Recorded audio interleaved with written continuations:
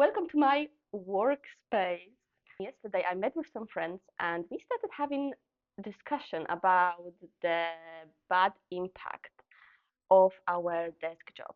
So after 5 years of working as a graphic designer, I started having migraines couple of times a week, sometimes every day. And I was really blaming it on the long hours in front of the computer screen. What I came to realize in time, it was really because of my bad posture in front of the screen and my lack of awareness on what the body needs and how it is structured.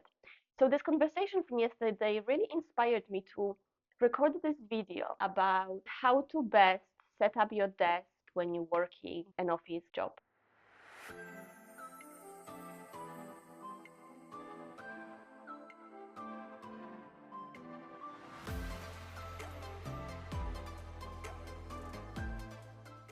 After so many years working as a graphic designer, I had very tight shoulders.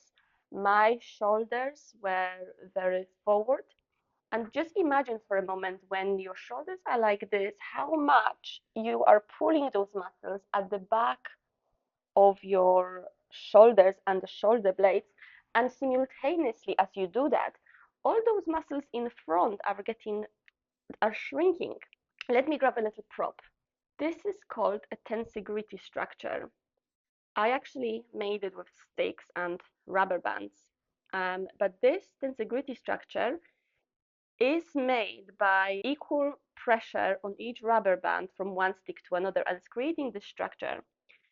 But what it's showing us is that when you move one stick, the whole structure is changing. And this is exactly what our body is like too.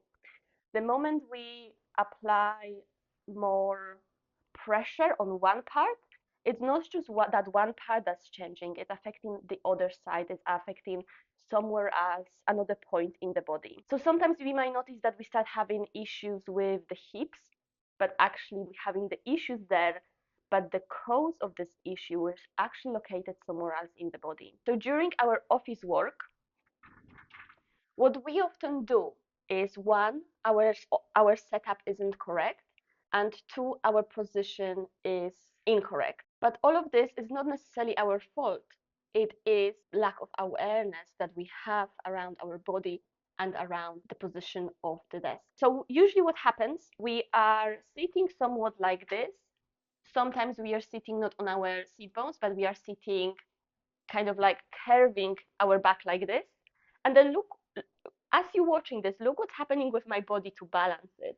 As I'm sitting like this, my head goes forward and I'm sitting in this very uncomfortable position right now. Even when we are sitting correctly and even when we are sitting straight, so often when we are concentrating, when we're doing something, your head is going to automatically go towards the screen and you're putting immense amount of pressure on your neck and all those muscles that are connected here. So, one, let's talk about the setup, and two, let's talk about the actual position that you have. First of all, we're going to do a little audit. When you sit in front of your computer, where are your shoulders? Are they too high or are they not even touching the desk? The desk should be positioned at about the same height as your shoulders. So when, sorry, not shoulders, elbows. So when you do sit in front of the desk, your body is relaxed and you can easily put your elbows and your forearms on the desk. This is the first step. If you don't do that, if the desk is too high, you will notice yourself working like this and you're tensing all those muscles here. So it is very important that the desk is in the right position. After that, it's your monitor. Where is your monitor position? The middle of your monitor should be at the same height as your eyes. So when you just imagine there are little rulers coming from my eyes all the way towards the front. And the eyes should be not necessarily exactly, but around the midpoint of the screen. Again, if the monitor is positioned in the wrong place, and so often it's too low, again, this is automatically going to make our position wrong because we're trying to adjust to the setup of our desk. So set up the environment right, and then it's going to be easier to sit correctly in front of your computer. Then the third thing is your chair. Get a comfortable chair. However, be aware of your position. I don't often use the back, and this allows me to keep awareness on my spine. And so often, because I do yoga, I don't actually have my feet down on the floor. I actually often, very often, sit in a cross-legged position like this. And the cross-legged seated position is actually automatically engaging the spine, and it's keeping the upper body strong and straight. But if you don't do that, there's no worries at all. The position that you're taking on your chair should be on top of your sitting bones. So like I mentioned earlier, if we're sitting like this, we're, we're rounding the spine, we're rounding the shoulders, we're closing the chest, and maybe it's comfortable for a while, and maybe it's comfortable later on. What you get used to, it actually becomes comfortable over time. So you might notice that if you've been sitting like this, you might think, what's she talking about? I'm very comfortable. But your body is so accustomed to it that it became comfortable because this is the natural state of your tensions in your body. So you will find it very uncomfortable at first to sit with the straight back because your body, your muscles are not used to it, but this is the correct posture and this is the correct tension of your muscles. And slowly, slowly in time, they're going to become accustomed to it. But the practice is needed and the awareness is needed as well. Then when you're sitting like this, just notice how your spine is positioned. Notice if you have open chest, and then try to take your chin a little bit backwards. So you're extending the neck, and the neck is extension of your spine. So I know there is a lot of steps here and a lot of things to pay attention to, but essentially this is what we are aiming for. It's not going to be possible to always, forever, every minute of the day to sit like this because, again, you will slowly get drifted towards the screen. You will slowly round your back. But it is about creating this awareness and keep coming back to the straight spine, to the open chest, shoulder blades connected, neck and head backwards. If your monitor is too low because this is too short, and very often the stand for the monitor is way too short, you can buy a computer stand and you can put it underneath, and some of them you can even regulate. Another thing what you could do if, for example, your chair is too low and your desk is too high and you can't quite get it right, then you can use a pillow or a prop, and this is actually what I'm using for this chair here. I have a little pillow here that I'm sitting on, so I'm a little bit higher because with this chair I can't regulate it up and down, and sometimes we're having those issues that we can't actually regulate the height and our desk is too high, our monitor is too low, our chair is too low, and we have this problem. So there's loads of different ways you can improvise to create the right office setup. Another thing that is great is actually having a stand-up desk. So this is a stand-up desk. I can remove the chair and I can press on the button that's going to readjust my desk. It's going to create loads of issues now because I have loads of stuff around. Everything is going to fall down. But you can also have a stand-up desk, and by having stand-up desk, you can change your positions throughout the day.